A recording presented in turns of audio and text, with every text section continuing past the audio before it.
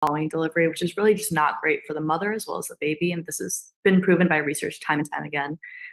So there are these things called mother baby units and quality prison nurseries in some institutions, but this isn't really a standardized practice, and there are not as many as there should be to facilitate better interaction between the mom and the newborn. And what I found during my research was that some states continue to restrain inmates with shackles during the childbirth process, which is just a traumatic experience for mothers, as well as the baby that's being born. And that is just, there are laws that are being put into place to kind of help out in limiting that kind of restraint. But there are still some states that continue to perform this, and that's just not a good environment for a mother to be in while delivering. Yeah. And could you talk about postnatal as well? Yes, absolutely. So kind of going off of this idea of limited supplies, education, comfortable environments like we were kind of talking about before, for breastfeeding. Breastfeeding is really important for development of a baby, and there's just not really any resources for the mother to be able to do so. And kind of going back to that concept of separation of the child from the incarcerated mother soon after birth leads to poor outcomes for the baby. So baby might be put into foster care if they don't find any care means for the baby, or maybe there's family members that might step up, but these are just things that aren't ideal in any situation for the child. Gloria, did you want to comment at all on some of the childbirth challenges for incarcerated women? I think that basically the real bottom line is the continuity of care, that they don't have the continuity of care that they absolutely need, and the high risk interventions when there is a problem identified, for instance, the hypertension that could lead to preeclampsia, that could lead to seizures. So that really is an issue that we have to address. Absolutely. Gloria, is there anything that you think that we should be doing that we're not be doing in the short term? I think the bottom line is to be sure that any of the individuals who are pregnant, that they get specialized care that they need. And that is not only with just an OB, it may be with a high-risk maternal fetal medicine individual, it may be with an internist to deal with the hypertension, it may be with others who are really dealing with other aspects of the mother's health, not just the OB care directly. So just having a team approach and a longitudinal approach that is set for the pregnant woman. Okay. And so again, I think when we talk about NJRC and our commitment, both in terms of not only childbirth challenges, but OBGYN challenges, I think, Ra, I just wanted to say thank you for sort of taking the time. And unfortunately, I think we lost Nafisa from NJDOC, but that would have been valuable to engage her in terms of the opportunities for greater coordination, and particularly mindful for the obvious uncomfortable realities of prison and the limitations that both have to be there and perhaps don't have to be there, but the tension that necessarily remains. Right. Could you go to the next slide, Ra? Thank you. Sure, of course. So kind of just highlighting the importance of programs like the NJRC. The Women's Project actually comprehensively addresses health and wellness, including the OB-GYN needs of incarcerated and reentry individuals, by doing things such as meeting with the women while they're incarcerated to provide all of these needs and the education that we've been talking about, specifically their OB-GYN needs. Also, they coordinate comprehensive education services to reentry women. So after they've been released from incarceration settings, and they offer the gynecologic, prenatal, as well as postnatal care. And then they're meeting with reentry individuals during talks to further kind of educate them and identify the specific needs that they might need following release from incarceration settings in the long term. And Dr. Bachman and Rod, when you go up there on a regular basis, you're meeting with these women and you're holding these regularly scheduled conversations, Laura? Absolutely. And actually, they know when we're coming now, and they welcome us because so many know about the program, and they say, oh, others have told us already about it who have been re-entered into their community. So they're looking forward to becoming part of the family of the New Jersey Reentry, family. So the word spreads. Good. And could you go to your conclusions, Ra? Yes, absolutely. So kind of putting everything that we talked about together. So clearly health and wellness resources for women involved with the justice system are very limited. Things like screening and addressing the OB/GYN health needs should really be done both during, before, and after incarceration. And there's a really significant need for comprehensive healthcare, especially for OB/GYN needs that we've been talking about. And the NJRC really has been providing some of these services that is just necessary for these individuals. And so kind of going off of that, these programs really should be widely implemented to kind of standardize care and offer that continuity of care that we've been talking about.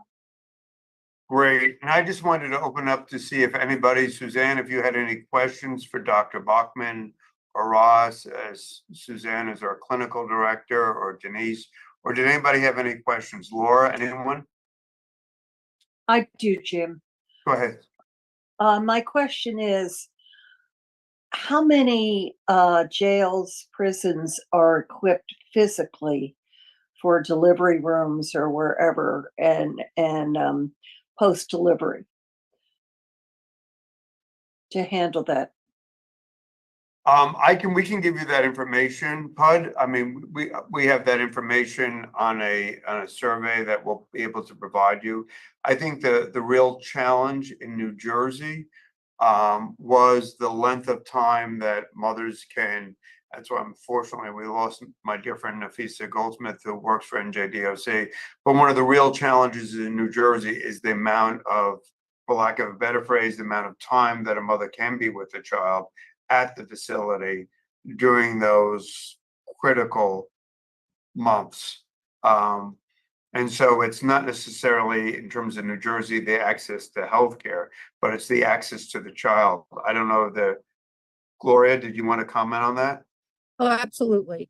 That it's the continuity of care, making sure that they're given the appropriate interval of care and all the specialists they need. And then there is no, as Rada said, there is no binding of the persons during delivery, which they should not have. But then it's afterwards, the separation, where lactation is so important, skin to skin. So I think those are the real challenges, Bud, in terms of not only health and wellness resources for women generally, but in terms of OBGYN and child delivery. It's not necessarily access to healthcare in the state of New Jersey, but it's, I think the real challenges are comprehensive services, menstruation and menopause. But in terms of child delivery, I think the real challenge is going to be, as Dr. Bachman said, the opportunity for bonding between the infant child and the mother. Rod, did you want to add to that? I think that's exactly what I would have said. Just this concept of mother baby units and just prison nurseries could really help. Something like that, kind of increasing the time that the mother can spend with the baby. Thank you.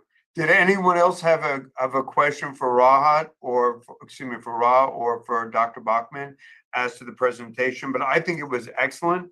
I think what we walk away from is not only understanding, I think as Senator McKnight said, but for the 1268 women in jails and 744 women in New Jersey prisons, is access to medical, mental health, behavioral health care, and the fact that there is an insufficient amount of care, particularly as it applies to preventative care, cervical dysplasia, cancer in high-risk populations, and STI, HIV, PAP, and pregnancy screening and testing.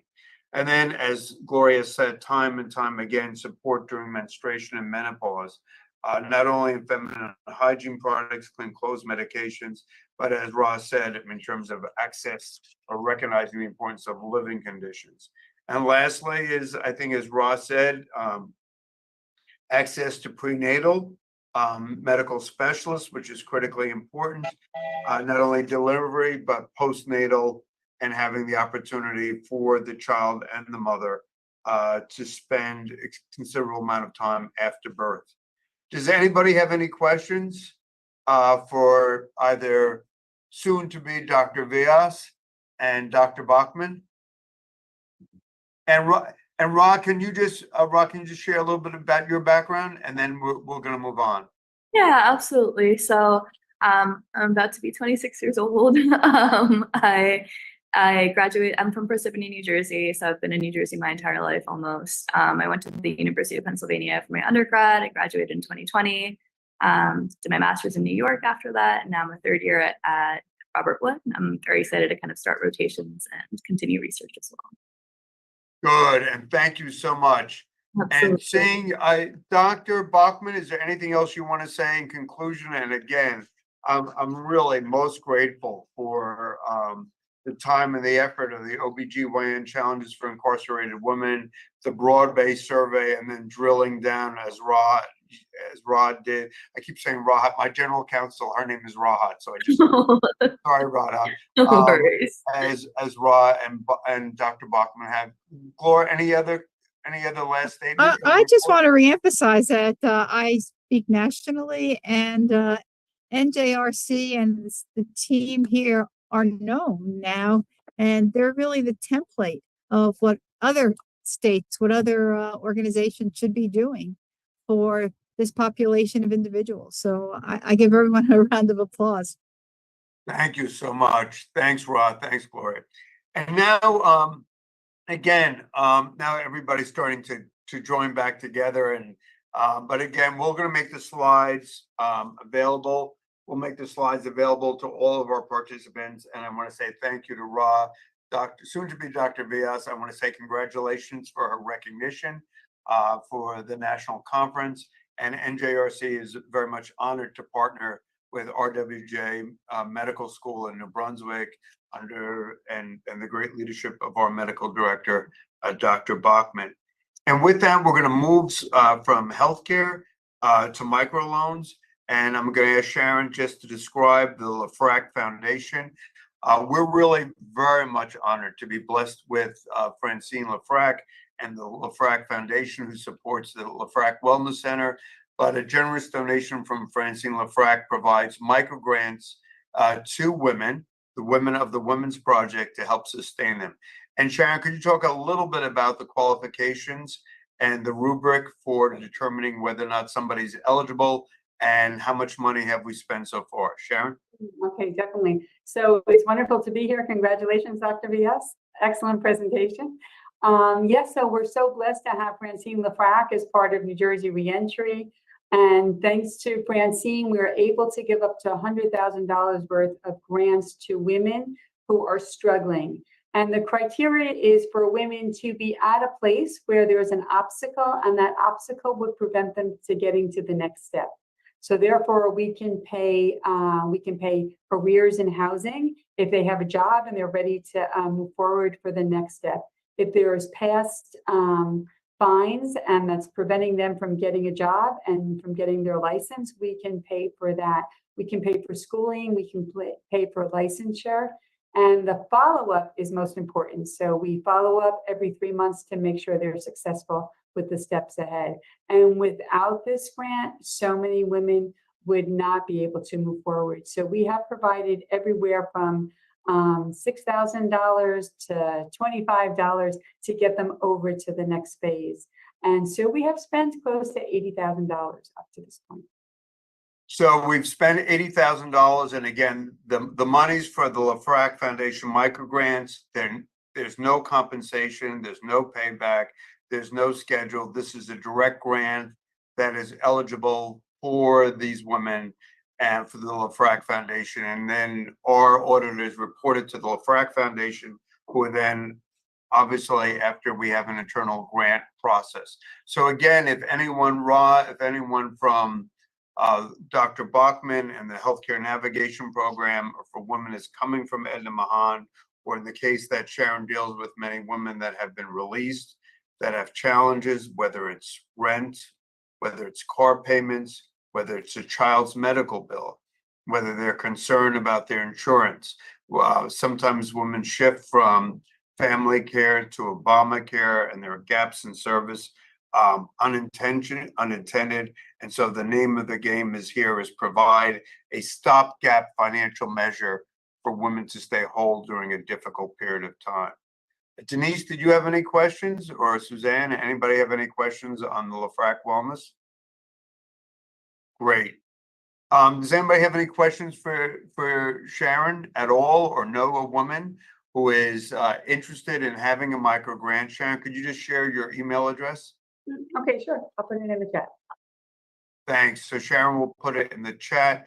And again, we just welcome anyone who knows a woman who is in need. And the purpose of the grant is not to provide for the same grant on a recurring basis, but it's to provide a helping hand for women in a case, in a difficult point of time, to be able to move past the crisis. Sharon, anything else on the LaFrac Wellness? Could you just touch base on the women's veterans? I'd be happy to.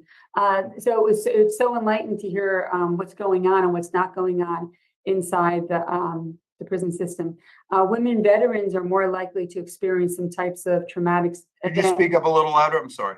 Sure. So women veterans are more likely to experience different traumatic events than their male counterparts, such as sexual assault, intimate partner violence, and these are associated with PTSD. So women veterans coming out, we need to help them get the support they need with counseling and also with service-connected disability through the VA. We have a number of homeless veterans that are in transitional housing, and we provide, thanks to the ambassadors and thanks to NJRC and all their good work, we provide feminine products and we do follow through with them.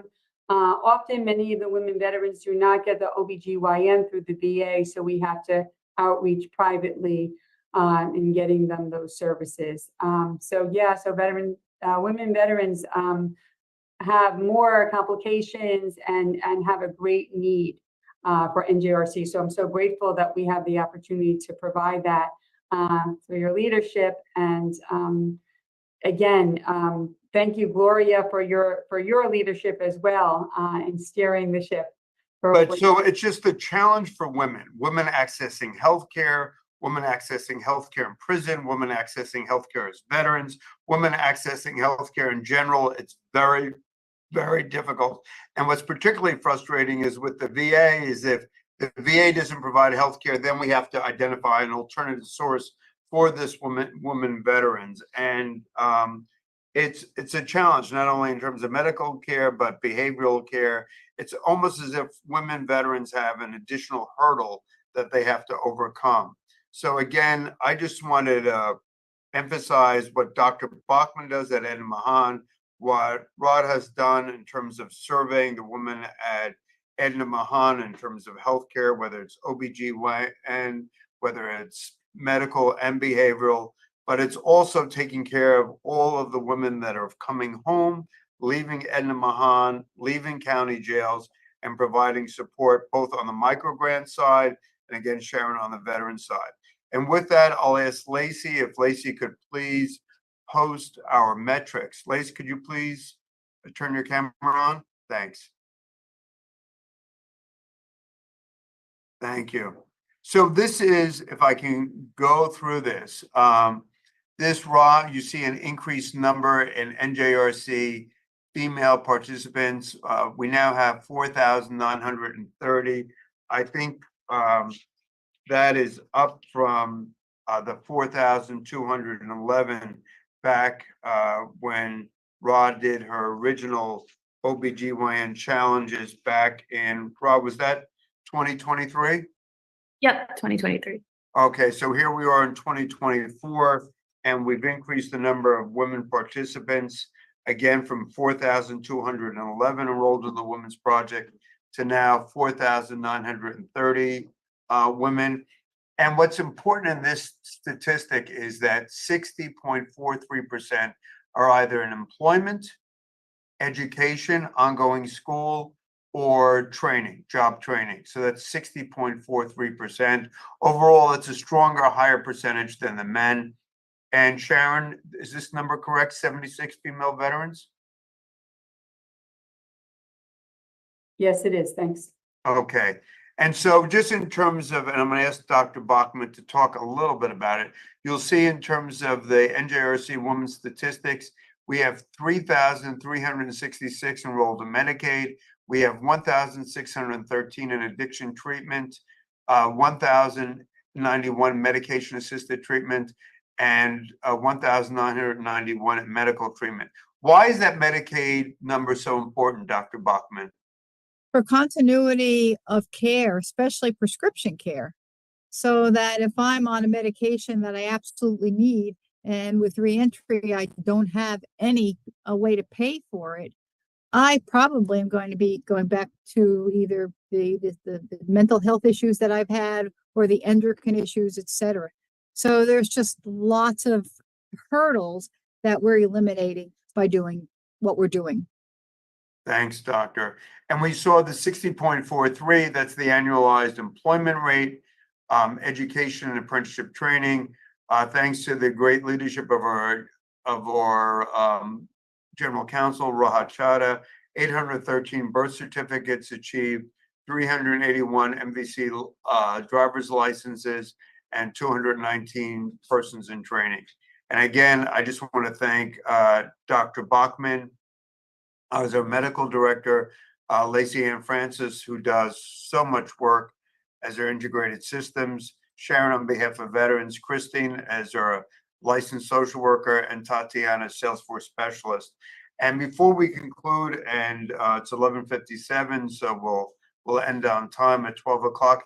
Tatiana, can you talk a little bit about Salesforce? Tatiana, who's our Salesforce specialist, and the importance of Salesforce. Tat, you're on mute. The importance of Salesforce, particularly for the Women's Project. Tatiana? Yes, so thank you so Tat, much. could you lower your screen so we can see you, because we're only seeing the top of your head. There you go. Sorry. So Salesforce we use to record all of our data that we collect across all of our sites.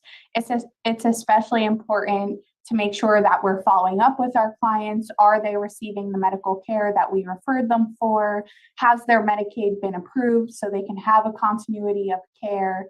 Have we received their birth certificate? And of course, we just have the system to make sure we're always following up. Our clients are receiving everything, especially the women, and we're staying on top of all of their needs that, especially coming out of prison, that they'll have. Okay, and Salesforce, could you just talk a little bit about what we do to ensure Salesforce proficiency and consistency? Yes, so every week I do audits to make sure that our clients are receiving all of the services we say that we offer. That can include if they had Medicaid, they didn't have Medicaid at arrival, did one of our case managers sit down and help them apply for Medicaid? And then going forward with that 2 weeks later, I may check their profile and see it's still pending. Have we followed up to make sure, did they receive a Medicaid card? Also, if their birth certificate was applied for, I make sure when we receive that birth certificate, it's being uploaded to their profile. This way, we always have it on hand for them. Thank you so much. And we're just going to wrap up with Nicole and McKenna. They are doing some basic research for the conference next year. And just if gals, McKenna and Nicole and Cindy, if you could just talk briefly about intimate partner violence in terms of the silence before the crime. Yeah, so it was really kind of our research focused on, specifically with reentry efforts, the importance of having a really holistic approach and looking both at financial freedoms, housing, and kind of all the different services. Well, McKenna, no, but just specifically, I'm sorry, on the specific question of silence before the crime, in terms of the interrelationship between the women and the perpetrator who might have, the interconnection between domestic violence or sexual abuse and the crime. Could you speak to that? Yeah, so there's a lot of reasons why a female abuser survivor might not But can you talk about the stats? The stats. Yes. Yeah. The stats you said earlier, the 9 out of 10 women incarcerated for killing men have been physically abused by them. That study was done in 1992, but we've also seen recent data that 30% of women serving time for murder, manslaughter were acting in self-defense or defense of a loved one, such as their children. All right, can you say that? I feel like I've got another door. Can you say that a little slower? Go ahead one more time. Yes, sorry. Just to reiterate what Governor McGreevey had said earlier, in 1992, there was a study done that found that 9 out of 10 women who were incarcerated for killing men had been physically abused by them. And recent data has backed this up, showing that 30% of women serving time for murder or manslaughter were acting in self-defense or defense of a loved one. So this means their children most often. And one of the things that I think for Nicole McKenna was also that, that survivor of domestic abuse and sexual violence may have concern about distrust, fear of judicial consequences, economic reliance on the abuser, and fear of retaliation by an abuser. And so that while, and I think, some of your preliminary report, while since the 1980s, police intervention support for domestic violence has been interconnected, we see that the fear of dual arrest. That's when both parties are arrested, and in certain cases, it actually discourages a victim, typically the woman, from speaking out. And so that we're just concerned about dual arrest and the impact that has upon women survivors of domestic violence. So if to Nicole McKenna, they're exploring intimate partner violence in crimes. And so we're just going to make individuals aware of that research as we move forward, again, with the expectation of April in 2025. I can't believe we're discussing 25, but a reentry conference, which will focus on domestic violence, sexual abuse, human trafficking, and the interrelationship with the criminal justice system. But I just want to say thanks to Nicole and McKenna. They've done a great job also in underscoring economic considerations and the physical and public health measures, which we'll share with individuals. But ultimately, the goal is to provide a report and to work with Senator Ruiz to look at more compassionate, appropriate settings for women who were themselves victims of domestic violence, sexual abuse, and human trafficking, which may have precipitated their criminal actions, to find a more compassionate, rational setting for their care. So I want to thank Nicole. I want to thank McKenna. I want to also thank the law firm of Calcagni and Kanevsky and our law student interns here at NJRC. So I just wanted to, it's 12:03 and we like to stay on time. Is to say if there's any other questions, if anyone has any, and if not, I would like to say perhaps Dr. Bachman, you say a concluding word, and my dear friend Lori Margolin. Dr. Bachman? I would just like to, you have always said a blessing at the end, and I think that all of us feel very blessed to be working with you, Governor McGreevey, and all the good work that you're doing for many individuals who have never had opportunity, who have never had the ability to really be a strong and vocal part of society, who are welcomed in society. Oh, thanks. Thanks, Gloria. Thanks, my friend. And Gloria Bachman, I assume my friend Allison has to tell us. I'm going to make her get on the screen. Al's been a friend of mine for 100 years. Lori, can you just wrap up and say a few words about the great things we're doing with women in phlebotomy in this Summer Training Institute, Laura? Sure. Yeah, first, thank you for this really informative meeting today. It was a pleasure to be a part of this, and I look forward to continuing to build on the work that we've been doing. We have the first certified phlebotomy training program solely for court-involved individuals, and we're just getting started. So we look forward to the work.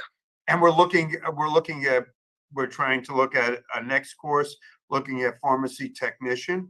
Could you just share what our hope is for that particular course? So, if I can, so many of the courses, we have 16 industry recognized credentials at NJRC. I mean, many of them historically male-dominated professions. And so we're making a deliberate, intentional focus on expanding career opportunities for women, whether it's phlebotomy, whether it's pharmacy technician. Laura, can you just touch base on the pharmacy technician?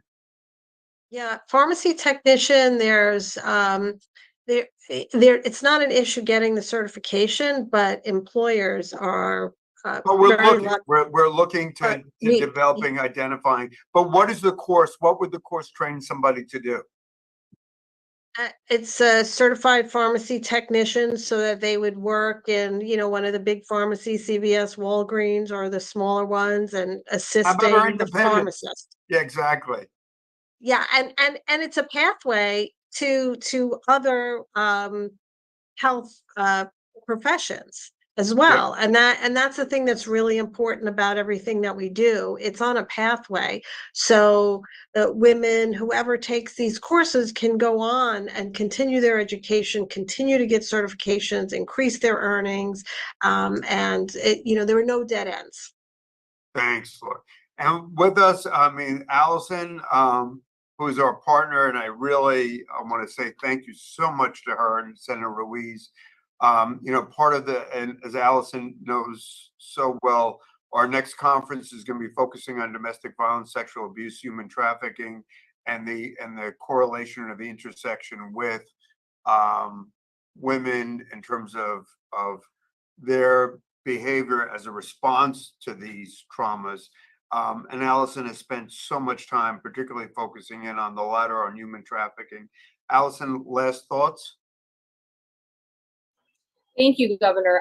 No, today's presentation was really amazing, and I think it provided a very sort of clear roadmap. And I know that NJRC continue to do this great work to fill in a lot of gaps that very clearly still exist for healthcare for women in prison. And as the governor said, we're still working on sort of alternatives for women who are incarcerated based on a crime they committed as a result of domestic intimate partner violence. We're on pause a little bit, as the governor well knows, because it's, budget time. But we'll pick that back up, and I know it's certainly a priority for the majority leader. So thank you for having me, and thank you for the amazing presentation. Thanks, Allison. And we're also really honored to have Denise Higgins. And Denise is with the New Jersey Coalition to End Domestic Violence, which is doing such great work in this area. And Denise, can I just ask you a shout out for 30 seconds about NJRC EDV, which is so important, and we're really honored to have you as a partner. Denise? Thank you so much, Governor. Yes, and I had put something in the chat. We are working on several legislative initiatives around some of these topics. So one big thing we're hoping within the next year is to bring Survivors Justice Act perhaps to New Jersey. We've been talking to a lot of partners, including the governor's office and different locations. So we have a really great team right now meeting about that. So if anyone's interested, I put my email in the chat. I can put it again, but we'd love to, pull some of you guys into that as well. And I think we have we're in a really great place right now where a lot of people are supporting this. From the AG's office, the public defender's office, Department of Corrections, we've gotten some buy-in. So we're in a really, really good place. And that would address a lot of the issues we just were talking about, Governor. And also addressing getting domestic violence response teams, automated call outs to the police department. So those dual arrests don't happen, because we recognize is a big Denise, can you, from your vantage point, and you're so much in terms of the coalition, can you discuss the issue of dual arrest and why it's so problematic? It's not something that's on everybody's screen. And right. I the New Jersey law is good in terms of mandatory, but the problem with mandatory and how it impacts dual arrest, can you talk about that narrow point? Sure. So there is a mandatory arrest anytime that there's injury to somebody. So oftentimes what happens is the police show up. The person who's going to get out to that officer first is going to be the one that's going to tell their story. The person that usually is the one that hasn't just gone through trauma, who isn't having a PTSD response. So they're able to say, hey, this is what happened. The other person harmed me. And we also know that self-defense shows up differently than defensive wounds. Oftentimes the harm doer is very specific about how they're going to hurt somebody. They're going to make it in places it's not seen. It's one of the reasons too, we just elevated strangulation, and non-fatal strangulation has been elevated. There's new protocols for that because we know that those symptoms don't show up for a couple of days, but they're more deadly. And in those circumstances, it's often the survivor who's being arrested, because when they're fighting back, they're scratching, they're pushing, they're punching, they're doing anything they can to get away from the person. And that's going to result in an immediate injury where we have these underlying injuries, maybe from strangulation. So there's different ways. Like I said, we have a lot of policy initiatives, a lot of things we're doing. Like I could talk about but Denise, for hours. But The Yeah. important, I mean, the important relatively, if not myopic piece, that a mandatory arrest, and Allison knows this, the correlation between mandatory arrest and dual arrest, and the impact that that has on the women survivor who in the overwhelming number of cases was the victim. Could you just discuss that arc just for a second? Sure. So, I mean, certainly we know that we're trying to get away from dual arrest. First of all, we want police to assess the situation and realize that there's one harm doer. And then what happens is they have these mandatory arrests, and it often goes the wrong way. And so people are, if this is what you're getting at, Governor, certainly survivors are reticent to call the police knowing that they could possibly be arrested. There's also statistics on women that are arrested often taking plea deals. They're at a much higher rate to do that because they want to get home to their children and they think that that's a way out of it. The system unfortunately works against female survivors in so many ways like that, like taking those plea deals, like being arrested because they were just trying to defend themselves or their children, as you said. Survivor justice looks at, helping survivors who may not have struck back in the heat of the moment, which would classically be defined as self-defense, but maybe they did it at an opportune time because that's the only chance they had to get away from their abuser because of the threats to harm them or their family. So it's no one size fits all. It's a scale, and that's kind of what we're trying to get at here. Just have the courts and have the police recognize that there's a scale here. So that people do come forward and get the help that they need. Al, did you want to comment a little bit as a former public defender and as a lawyer in terms of the challenge of dual arrest, which is becoming evidently from the stats more common rather than less common? Yeah, I think, as Denise said, that, from a survivor perspective, and everybody on this call knows, just from the perspective of anyone, once you get involved in the criminal justice system, once you're charged, not only is that the mandatory arrest a disincentive to come forward, it also just, in terms of a survivor trying to move forward through the system of being a survivor, now they also have to move forward through the system of being a defendant and everything that entails, which, as Governor, you well know, is a huge, barrier isn't even the word. And normally they end up taking a plea. They think, oh, it's a disorderly person's offense, it's no big deal. And then down the line, it's a very big deal. Yep. So, and I see my old friend Dawn Brooks. I want to thank Dawn, who's always been a great champion for NJRC. And Dawn, a shout out. Hello, my friend. Hello. Good to be back at the meetings. Good. Glad to hear all the work that's being done. Thank you so much for being here, as always, my friend. Anytime. Anything I could do, I'm always around. I know, but Dawn keeps me honest, so thank you. Well, again, that concludes our meeting. I'm going to say thank you to Dr. Bachman for an overview of the NJRC Healthcare Navigation Program. I wanted to thank soon-to-be Dr. Vyas, although you look too young to be a doctor.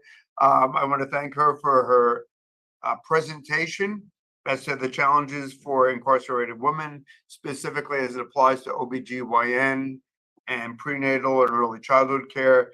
Thank you to Sharon for the LAFRAC microgrants and family veterans. Lacey again for the NJRC Women Metrics. And I wanted to thank Denise and I wanted to thank Allison for understanding the challenges on the domestic violence front, particularly in terms of the challenges not only in that area, but how it can perniciously impact women defendants. And then as we move in, I just want to thank McKenna and Nicole and the research that we're going to be doing this summer on domestic violence, sexual abuse, and human trafficking as we move to next year's conference.